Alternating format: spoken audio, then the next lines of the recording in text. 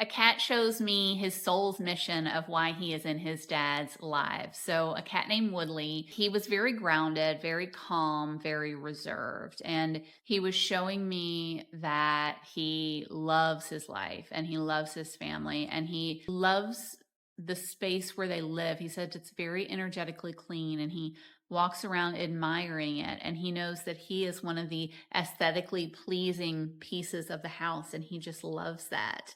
And he told me that he is a protector and that he puts an energetic bubble of protection around both of his dads when he leaves the house. And he said, it's all actually very sensible. He said, you humans, he was kind of irritated. He was like, you all make things like really fluffy and woo woo. And he was showing me crystals and all these things. And he said, it's not like that. It's all actually very sensible. And it's like he was explaining it to me and he wanted to reassure his dads because it felt like they kind of felt that way. And he was like, I feel that way too, believe me, but it's actually all very sensible. And I told him, I said, look, as humans, we're doing our best to put language to these things that Woodley, you already understand very well. We just have very limited language and we're attempting to explain it through language. So we had kind of a fun little, he was teaching me some things in that moment. His dads wanted to know if he was okay being the only animal in the house, and he liked it. He said, that they have a really good vibe going, and that he said, he would be open if they wanted to get another animal, but like they needed to be very careful in who they chose because he did not want to mess up the vibe of their family. So he felt very comfortable